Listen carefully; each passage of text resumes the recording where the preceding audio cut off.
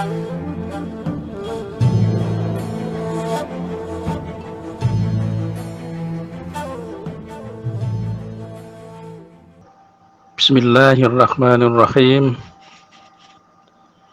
Nahmaduhu wa nusalli ala Muhammadin Rasulil Karim wa khatamin nabiyyin la nabiyya ba'dahu ila yaumiddin. Assalamualaikum warahmatullahi wabarakatuh.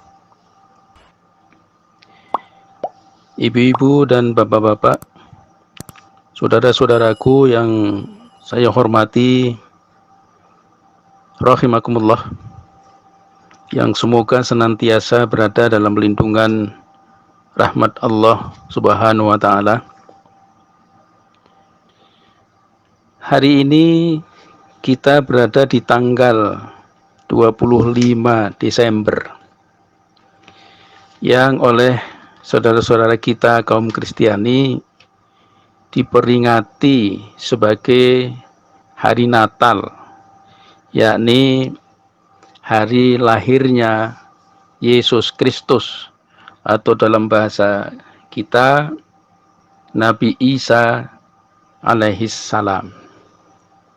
Sebetulnya ini bukan persoalan penting karena tidak menyangkut persoalan pokok asasi agama. Tetapi faktanya setiap tahun terjadi kegaduhan di kalangan kaum muslimin. Apalagi di era media sosial sekarang ini barangkali ada kepentingan finansial dengan viralnya percekcokan, bahkan perdebatan tentang apakah seorang muslim boleh mengucapkan selamat Natal kepada saudaranya umat Kristen. Sebenarnya orang-orang Kristen tahu bahwa Yesus Kristus tidak lahir pada tanggal 25 Desember. Melainkan 25 Desember hanyalah hari yang disepakati sebagai peringatan, tanggal sebagai peringatan hari lahirnya Yesus Kristus. Tanggal berapa sesungguhnya beliau lahir itu tidak penting, karena tanggal itu kan baru ditetapkan pada tahun 325 Masehi dalam sebuah konsili di Nisea yang diprakarsai oleh Konstantin yang Agung. Lalu juga membutuhkan waktu yang panjang untuk mensosialisasikan itu hingga saat ini. Nah, Al-Quran justru memberikan isyarat kapan lahirnya Nabi Isa alaihissalam. Di surat Maryam kita bisa baca bahwa beliau lahir pada musim kurma. Yang ini konon terjadi pada bulan September Oktober. Jadi bukan Desember. Lalu diperkuat lagi dengan pernyataan Lukas dalam Injilnya yang mengatakan bahwa pada malam hari tanggal kelahiran Yesus Kristus, para penggembala berada di padang untuk mengembalakan ternak mereka. Ini sesuatu yang mustahil terjadi pada bulan Desember, karena pada bulan itu di daerah di mana Nabi Isa alaihissalam itu lahir sedang berlangsung musim dingin yang amat sangat kuatnya. Nah, jangankan tanggal berapa Nabi Isa itu lahir, sedangkan tahunnya saja ya banyak teori yang bermunculan. Ada yang mengatakan Nabi Isa lahir 8 tahun sebelum Masehi, ada yang mengatakan 7 tahun sebelum Masehi, 6 tahun, 5 tahun, 4 tahun, 3 tahun, bahkan 2 tahun sebelum Masehi. Yang saya tidak pernah mendapati 1 tahun sebelum Masehi atau tahun 1 Masehi. Saya belum pernah mendapati teori itu. Ibu-ibu, bapak-bapak, dan saudara-saudara yang kami hormati. Nah, agaknya tanggal 25 itu memang dikaitkan dengan penyembahan dewa matahari. Kenapa dihubungkan dengan itu? Karena Yesus Kristus dianggap telah memberikan pencerahan yang sedemikian kuat secara spiritual bagi kaum Kristiani. Ya, ini bukan soal baru, ya. Biasa saja, karena junjungan kita yang mulia Rasulullah Shallallahu Alaihi Wasallam kan juga dikatakan sebagai sirojam muniroh. Dalam surat Al-Ahzab ayat 45-46 kita bisa baca, ya ayuhan nabiyyu inna arsalnaka syahida wa mubashshira wa nadhira wa da'iyan ilallah bi'idnih wa sirojam muniro. Jadi ini 5 fungsi atau tugas beliau, diantaranya adalah sebagai matahari yang menerangi. Nabi Isa memang nabi yang sungguh sangat istimewa. Karena seorang nabi yang kisahnya begitu lengkap diceritakan dalam Quran.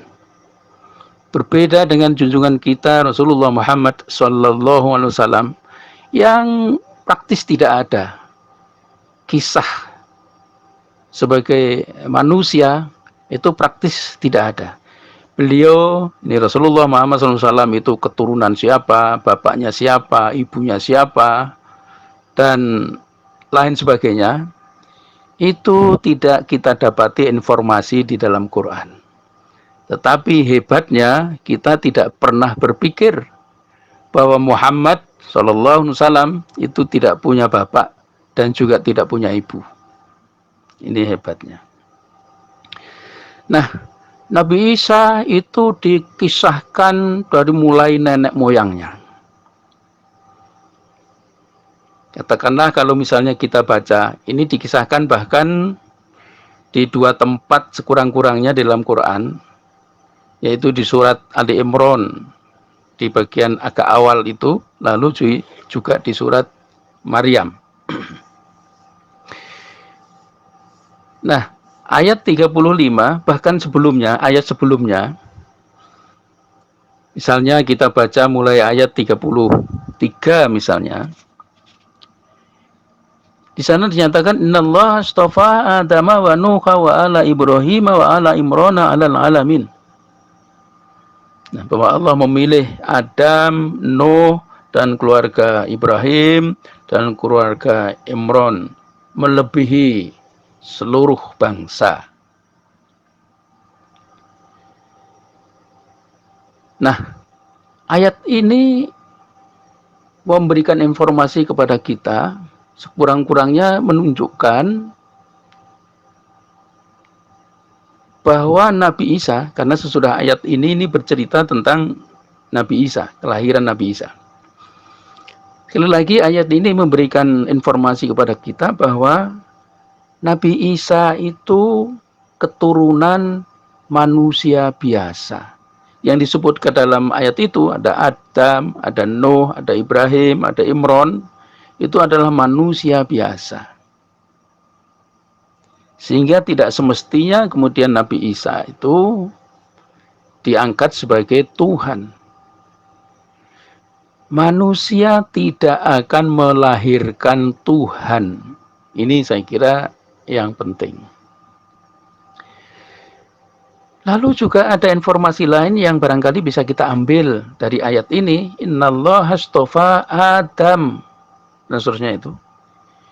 Ini juga memberikan informasi bahwa Adam itu bukan manusia pertama. Kalau dia itu manusia pertama, ngapain harus dipilih? Beliau dipilih itu karena banyak manusia yang lain. Tetapi Allah memilih Adam.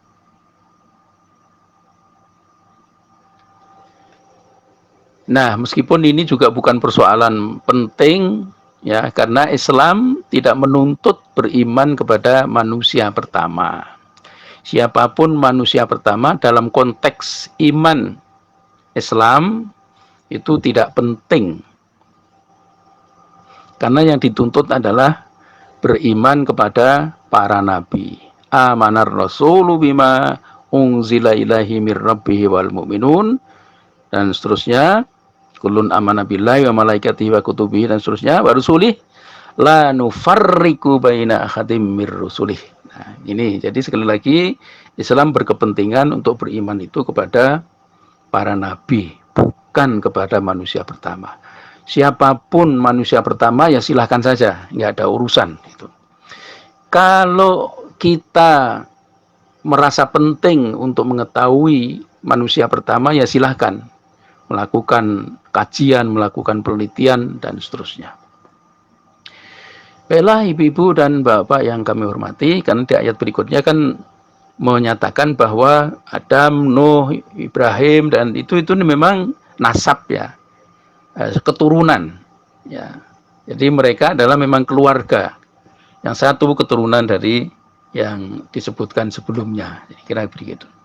Maka kemudian ayat dilanjutkan, qalat imra'atu Imrana rabbi inni nadartu laka ma fi batni muharraran fataqabbal minni innaka antas samiul alim. Jadi ini seorang wanita dari keluarga Imron, ya, ketika dia mengandung itu bernazar kepada Allah, jika lahir anaknya kelak akan dipersembahkan kepada Allah, dalam arti ini akan didedikasikan untuk melakukan pelayanan di tempat suci. Nah, tetapi ketika lahir agaknya terkejut, ya semacam terkejut gitu. Ternyata yang lahir adalah perempuan. Ternyata gitu. Falamma wadu'adha qalat rabbi inni wada'tuha unsa. Loh, ternyata aku melahirkan perempuan. Wallahu a'lamu bima wadu'at. Tapi beliau pasrah kepada Allah, ya Allah Maha tahulah. Lalu wa inni sammaituha Maryam, diberi nama Maryam. Dan di akhir ayat ini, ibu dan bapak, suatu yang sangat penting untuk kita perhatikan. Wa inni u'idhuha bika wa dzurriyyataha minasyaitonir rajim. Lalu ibunya Maryam itu berdoa kepada Allah supaya anaknya, yaitu Maryam, itu dilindungi oleh Allah dari setan yang terkutuk. Nah, apakah doa beliau dikabulkan? Iya, pasti. Doa orang tulus itu pasti dikabulkan oleh Allah. Dan secara eksplisit ini dinyatakan di dalam ayat berikutnya. Taqabbalaha rabbuha biqabulin hasanin wa anbataha nabatan hasana. Nah, ini doa dikabulkan, lalu Maryam itu dititipkan pendidikannya kepada Zakaria, yang notabene adalah pakdenya. Wa kaffalaha Zakaria. Ada satu hal yang membuat Zakaria terkejut. Apa? Setiap kali memasuki tempat suci di mana Siti Maryam itu berada, beliau selalu melihat ada makanan di depannya. Nah, sekali lagi ini membuat Zakaria kaget. Makanya beliau bertanya, ya Maryam, anna laki hadza? Ini kamu dapat dari mana? Ya, ini kamu dapat dari mana? Nah, ibu-ibu, bapak-bapak yang kami hormati, mari kita perhatikan bagaimana jawab Maryam yang notabene masih usia kanak-kanak. Ya sekitar remaja kecil lah ya. Masih remaja kecil. Jawab beliau adalah wa min indillah. Ini adalah dari Allah. Coba. Jawaban seorang anak kecil atas pertanyaan seorang nabi, Pak D-nya, ini berasal dari Allah. Sudah barang tentu kita tidak berpikir lalu sejumlah makanan yang ada di depan Maryam itu jatuh dari langit begitu saja. Tidak. Tentu ada perantaraan dari manusia. Orang-orang yang pergi ke tempat ibadah itu, ke tempat suci itu, begitu simpati kepada Maryam. Sehingga biasa mereka membawakan hadiah berupa makanan dan lain sebagainya. Dan satu hal lagi, ibu dan bapak, bahkan Maryam seakan-akan mengajari Pak D-nya yang Nabi itu. Innallaha yarzuqu may yasha bighairi hisab. Sesungguhnya Allah memberikan rezeki kepada siapa saja yang dikehendaki tanpa hitungan. Ini adalah sesuatu yang sungguh sangat luar biasa. Saya yang sudah seusia ini masih jauh dari keyakinan, dari keyakinan seperti ini. Innallaha yarzuqu may yasha bighairi hisab. Bahwa Allah lah yang akan memberikan rezeki itu. Jadi kita melakukan apa yang mesti kita lakukan, Allah yang akan mengurusnya. Ini memerlukan keyakinan yang sangat tinggi itu. Nah, justru karena itu, ibu-ibu dan bapak yang kami hormati, inilah yang kemudian kenyataan inilah yang kemudian melahirkan keinginan bagi Zakaria untuk memiliki anak. Karena sejauh itu hingga Zakaria itu berusia lanjut belum juga memiliki atau belum dikaruniai anak oleh Allah Subhanahu wa taala. Maka di ayat berikutnya itu kita bisa baca Nabi Zakaria memohon kehadirat Allah Subhanahu wa taala, begitu juga istrinya, untuk dikaruniai anak. Rabbi habli min ladunka dzurriyyatan thayyibah. Nah, maka doanya dikabulkan oleh Allah Subhanahu wa taala. Beliau diberitahu ketika beliau sedang berdiri sholat. Nah, sudah barang tentu informasi yang memberitahu bahwa beliau akan punya anak itu mengejutkan bagi beliau.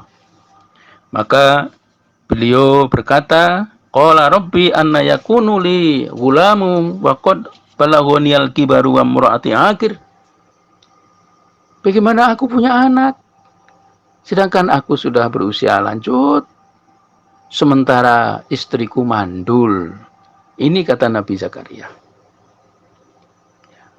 Jadi ini dalam pengetahuan Zakaria, ini sesuatu yang mustahil punya anak. Tetapi apa kata Allah? Ya, ini adalah sesuatu yang sudah dikehendaki oleh Allah. Dengan kata lain, ini sesuatu yang harus terjadi.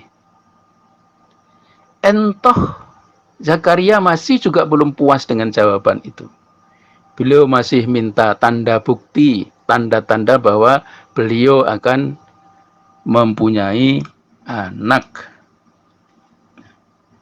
Maka dijawab oleh Allah, tandanya adalah engkau akan berdiam diri, ya, tidak berbicara kepada orang lain selain hanya dengan isyarat itu.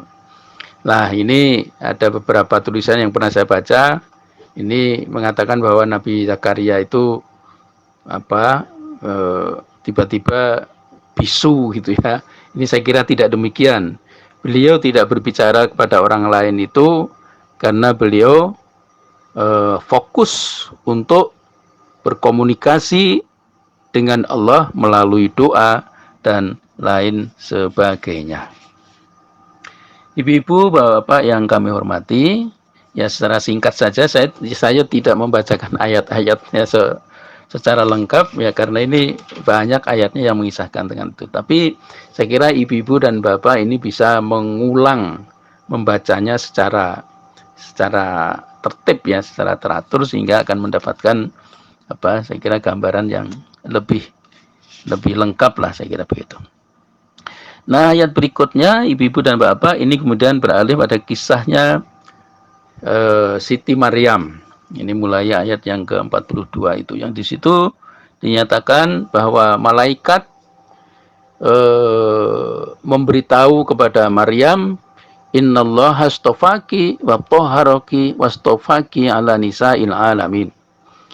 Allah memilih dia, Maryam, lalu mensucikannya, lalu memilih dia melebihi wanita seluruh dunia.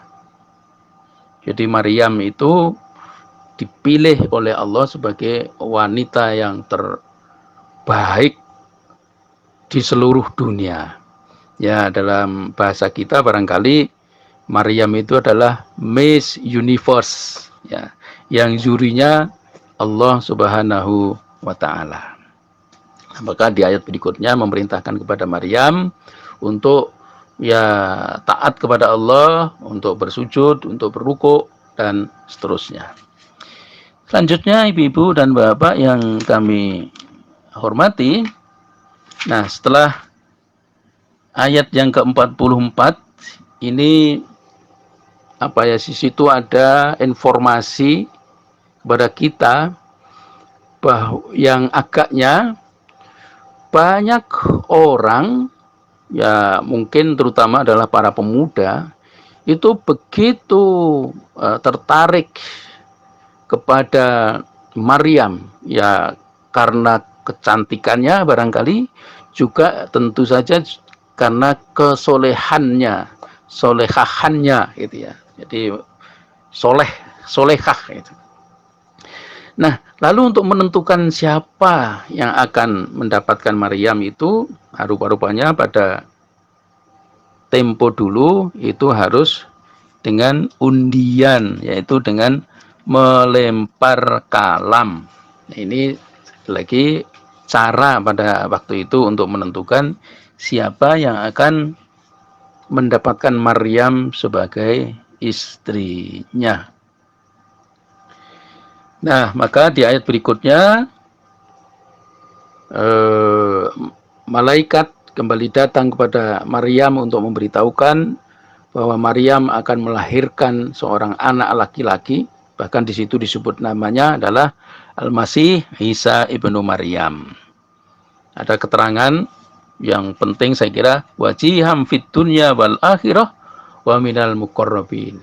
Jadi anak Siti Maryam itu adalah seseorang yang terhormat baik di dunia maupun di akhirat, dan termasuk muqarrabin, orang yang dekat dengan Allah Subhanahu wa Ta'ala. Dan ini keterangan ayat-ayat berikutnya, keterangan tentang ya Nabi Isa itu perannya seperti apa, kondisinya seperti apa, ini diterangkan di ayat-ayat selanjutnya itu. Beliau dikatakan sebagai ya rasulan ila Bani Israel, lalu tentang mukjizat ya. Yang ini juga mungkin pada umumnya orang menyalahpahami bahwa dikira apa yang dinyatakan dalam ayat ini benar-benar satu kejadian yang yang sungguh-sungguh secara fisik gitu. Jadi ini di ayat ini banyak dipahami secara harfiahnya. Nah, kalau dalam perspektif di kita tentu bukan begitu. Kalau dinyatakan bahwa Nabi Isa itu bisa menghidupkan orang mati, bukan dalam pengertian beliau bisa menghidupkan orang yang benar-benar sudah tidak ada nyawanya, bukan begitu. Tapi ya orang yang mati secara rohani. Bisa menyembuhkan penyakit orang yang sakit rohaninya itu bisa disembuhkan oleh beliau. Artinya kita memahami ayat itu sebagai kalam ibaratnya, sebagai ayat mutasyabihat. Sebab kalau ayat Quran itu dipahami secara harfiah, ini ya ada beberapa yang saya kira akan jadi persoalan tersendiri ya. Misalnya ada ayat yang ini saya kira ayat populer ya. Walau anna law anzalna hadzal qur'ana ala jabalin la ra'aitahu khashi'an mutasyaddian min khasyatillah. Coba. Jika sekiranya Quran itu diturunkan di atas gunung, kau akan melihat gunung itu runtuh berkeping-keping. Ya, lalu barangkali ini sekali lagi ini sekedar barangkali ya. Orang ingin membuktikan, ya sudah, ayo kita bawa Quran, lalu kita turunkan jatuhkan di atas gunung, apa yang terjadi? Ternyata gunungnya nggak ngapa-ngapain gitu ya. Nanti dikira ini Qurannya bohong, kan bisa begitu. Ya. Padahal sekali lagi tentunya tidak begitu, tidak dipahami secara harfiah. Saya kira cukup banyak ayat-ayat ya, misalnya juga di surat 13 ayat 31, walau anna Qur'anan sujirat bihil jibal au qutti'at bihil ard au kullima bihil mauta, misalnya ya. Yang Quran itu bisa menghancurkan gunung, bisa membelah bumi, bisa membuat orang mati berbicara. Ini pernyataan Quran. Ya kalau dipahami secara harfiah, ya ini akan menimbulkan persoalan baru.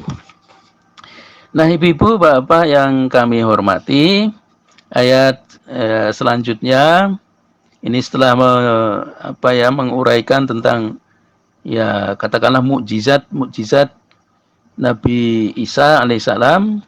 Nah, ini lalu saya kira peran yang penting yang ini satu hal yang membuat kaum Yahudi tidak suka kepada beliau.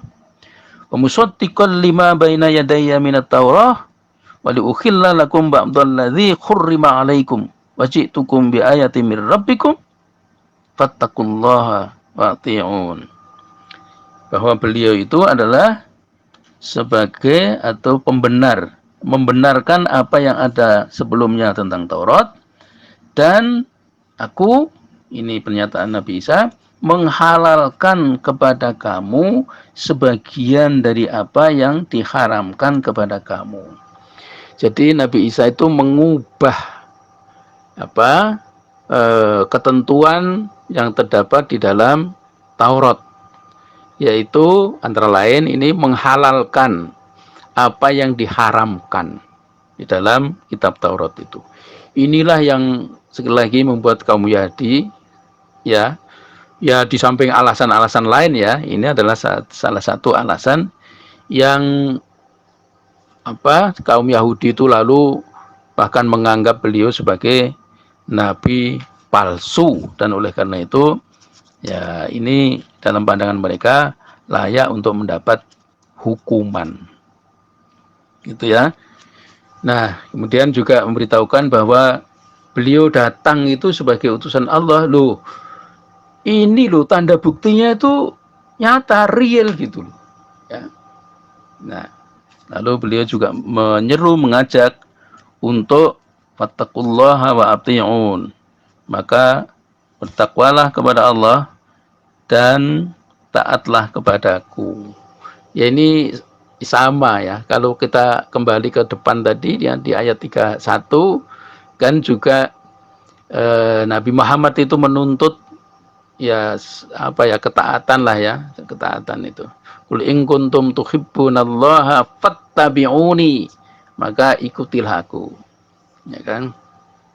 Gitu. Ya memang seorang rasul itu ya untuk ditaati, kalau kita baca surat 4 ayat 64 itu menyatakan demikian. Selanjutnya ibu-ibu dan bapak, ini saya kira ayat berikutnya ini ajaran Nabi Isa yang sesungguhnya. Innallaha rabbi wa rabbukum fa'buduh hadza syiratum mustaqim. Ya. Sesungguhnya Allah itu Rabbku dan Rabb kamu. maka mengabdilah kepadanya. Hadza syiratul mustaqim. Inilah jalan yang benar. Ini. Sekali lagi, ibu dan bapak, inilah ajaran asli Nabi Isa alaihissalam. Tetapi karakter wataknya orang Yahudi itu yang cenderung menolak ajaran Nabi yang itu tidak sesuai dengan selera mereka. Ini paling tidak 2 kali dinyatakan dalam Quran ya, dengan kalimat yang jelas itu, bahwa kaum Yahudi memang punya karakter itu, punya watak itu. Jadi kalau seorang nabi itu, ya seorang nabi yang diutus kepada mereka itu tidak sesuai dengan selera mereka, itu bahkan pernyataan Quran, fariqon kadzabu wa fariqon yaqtulun. Sebagian mereka dustakan dan sebagian lagi mereka bunuh. Nabi kok dibunuh. Nah, inilah orang Bani Israel gitu ya. Konon salah satu korban ya, salah seorang korban dari kebiadaban mereka, kejahatan mereka itu adalah Nabi Yahya. Ini juga korban pembunuhan dari mereka gitu. Nah, tetapi apakah mereka taat mengikuti ajaran Nabi Isa? Ternyata tidak, kecuali hanya sebagian saja. Nah, ini saya kira ayat yang penting. Kemarin di pondok ya, beberapa waktu yang lalu di pondok ketika saya menguraikan sejarah tentang Israel, itu ada yang bertanya, nah apakah Israel ya, orang-orang Israel itu ada yang Muslim, ada yang beragama Islam. Ya spontan saya mengatakan, oh ya banyak sekarang ini. Yang pertanyaan selanjutnya, apakah yang Muslim itu ya orang asli bangsa Israel atau pendatang, misalnya bangsa Arab gitu? Ya, saya menjawab yang bangsa Arab ya ada, yang asli Israel yang ada. Nah, salah satu jawabannya, landasan jawaban saya adalah ini yang kemudian saya jelaskan. Walamma akhassa Isa minhumul kufr qala man ansari ilallah qala al khawariyuna nahnu ansarullah amanna billah. Nabi Isa alaihissalam melihat tanda-tanda keingkaran mereka, kekafiran mereka. Lalu Nabi Isa bertanya, qala man ansari ilallah, kepada murid-muridnya, siapa yang akan menjadi penolongku dalam perkara Allah? Nah, murid-murid setia beliau mengatakan, nahnu ansarullah, kami adalah penolong Allah. Ini saya kira penting, ibu-ibu dan bapak, nahnu ansarullah. Saya pernah, ini sekedar tambahan barangkali ya, menyimpang dari ini, saya pernah melihat sebuah foto ya, foto yang mungkin sudah dilukis gitu, foto ya, fotonya Bapak Joyo Sugito gitu ya. Beliau berdiri sambil memegang Quran itu ya, memegang Quran, mendekap lah ya barangkali ya, membawa Quran itu, lalu di atasnya beliau itu ada tulisan itu. Ah, tulisan ini, nahnu ansarullah, kami adalah penolong Allah. Ini saya kira satu statement yang luar biasa, karena resikonya tidak kecil ya. Tapi agaknya Joyo Sugito itu ingin menyatakan itu. Kepada siapa? Ya kepada siapa saja, mungkin termasuk kita. Nahnu ansarullah, kami adalah penolong Allah. Gitu. Nah, ini adalah murid-murid Nabi Isa. Nah, makanya murid-murid Nabi Isa inilah yang dalam ayat ini kemudian amanna billah, kami beriman kepada Allah, washhad bi anna muslimun, dan saksikanlah kami adalah muslim. Jelas, ini murid Nabi Isa yang adalah bangsa Israel. Bukankah di tempat lain Nabi Isa menyatakan, ya Bani Israel, inni Rasulullah ilaikum, dan seterusnya itu. Nah, di sini dinyatakan di sebagian daripada mereka itu amanna billah washhad bi anna muslimun. Saksikanlah kami adalah orang-orang muslim, orang yang tunduk. Lalu apa kata mereka murid-murid Nabi Isa itu selanjutnya adalah Rabbana amanna bima anzalta wattaba'na ar-rasula faktubna ma'asyahidin. Lah doa ini juga sering kita lantunkan ya ketika kita sholat tarweh itu di kalau di Jogja ya di banyak masjid ini termasuk doa yang selalu dilantunkan. Rabbana amanna bima anzalta wattaba'na ar-rasula faktubna ma'asyahidin. Tuhan kami beriman kepada apa yang Engkau wahyukan. Ya, wahyukan kepada rasulnya, kepada nabinya begitu. Dan kami mengikuti utusan. Jelas mereka adalah sebagai pengikut utusan. Maka tulislah kami beserta orang-orang yang menyaksikan. Faktubna ma'asyahidin. Maka tulislah kami beserta atau bersama orang syahidin, orang yang menyaksikan. Maksudnya adalah orang yang bersyahadat. Itu ya. Jadi mereka adalah orang-orang yang bersyahadat. Nah, oleh karena itu, ibu-ibu dan bapak-bapak yang kami hormati, saya kira paling tidak dalam satu hal ayat-ayat ini memberitahukan kepada kita bahwa Islam itu akhirnya akan dianut oleh orang-orang yang mungkin sampai saat ini mengaku sebagai pengikut Nabi Isa. Ini saya kira. Setelah pada waktunya mereka mengetahui bahwa mereka itu sebenarnya tertipu, ya, yang mereka akui, yang mereka yakini sebagai ajaran Nabi Isa alaihissalam itu sesungguhnya keliru, sesungguhnya salah. Maka setelah mereka tahu ajaran Nabi Isa yang benar, yang sesungguhnya, maka mereka akan menjadi Muslim, mereka akan bersyahadat. Nah, oleh karena itu tugas kita ini, tugas kita ini, ya, untuk menyampaikan ajaran Nabi Isa yang sesungguhnya, yang benar ini loh. Nah, sudah barang tentu, ya ini suatu hal yang tidak mudah, ya, tidak mudah. Apalagi barangkali kita ada semacam kesenjangan begitu ya. Secara misalnya secara sosial, secara ekonomi, barangkali mereka lebih baik begitu ya.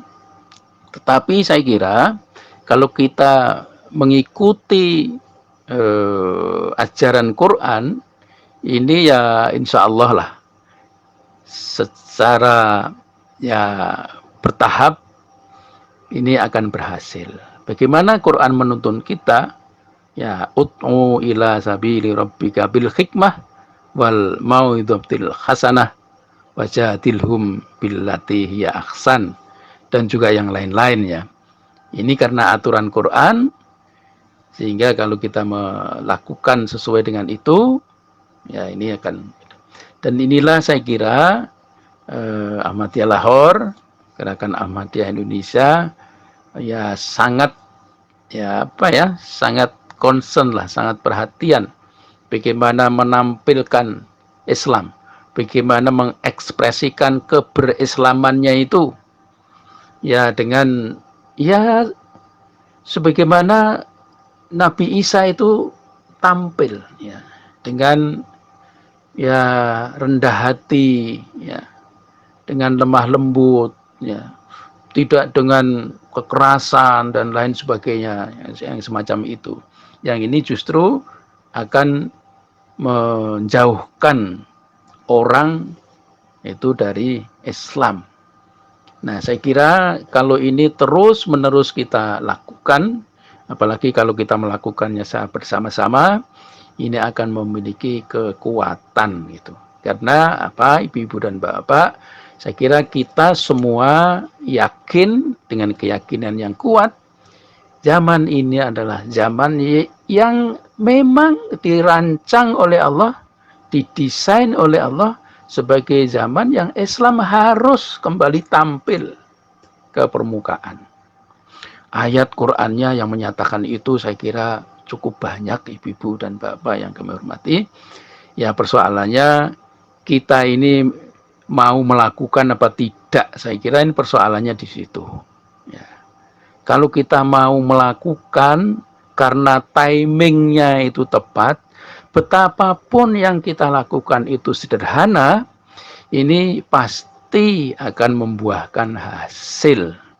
Dan itulah makanya ibu-ibu dan bapak, ini mohon maaf yang sebesar-besarnya, ini bukan promosi, bukan iklan. Kenapa kami lalu ya semacam ngotot lah, katakanlah begitu, ini KAI harus punya pondok pesantren yang secara intensif ya memberikan kajian-kajian itu kepada santrinya. Dan alhamdulillah ini sudah berjalan 8 tahun, ibu-ibu dan bapak, meskipun masih jauh dari ideal, ya kita akan terus menerus ya berusaha untuk meningkatkan kualitas mereka. Tidak mudah memang, tidak ringan memang, tapi ya ini didasari dengan keyakinan yang kuat akan janji Allah. Huwallazi arsala rasulahu bil huda wa dinil haqq liyudhhirahu 'alad dini kullih walau karihal musyrikun. Nah, ini insya Allah pada waktunya ini kita akan memetik hasil.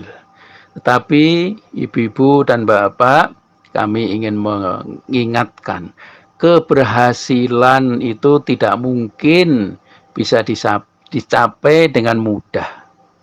Ini sudah sunatullah. Karena kalau keberhasilan itu bisa dicapai dengan mudah, ini justru tidak bernilai, tidak punya nilai. Dengan susah payah dilakukan, ini maka keberhasilan itu akan punya nilai. Nah, dalam konteks perjuangan membela kebenaran untuk memenangkan Islam kembali, saya kira ayat Qur'annya cukup banyak yang memberi tuntunan kepada kita ya, bahwa perjuangan dalam hal ini adalah harus dilakukan sungguh-sungguh. Ya ayyuhalladzina amanu hal adullukum ala tijaratin tunjikum min adzabin alim tu'minuna billahi wa rasulihi wa tujahiduna fi sabilillah bi amwalikum wa anfusikum, dengan harta dan jiwa. Harta saja tidak cukup, jiwa saja juga tidak cukup, harus dua-duanya. Nah, jika dua-duanya ini bisa kita padukan, ibu-ibu dan bapak, ya saya kira jaminan Allah itu pasti. Karena Allah adalah la yukhliful mi'ad, yang tidak mengingkari janjinya. Harul kalam billahi taufiq wal hidayah. Assalamualaikum warahmatullahi wabarakatuh.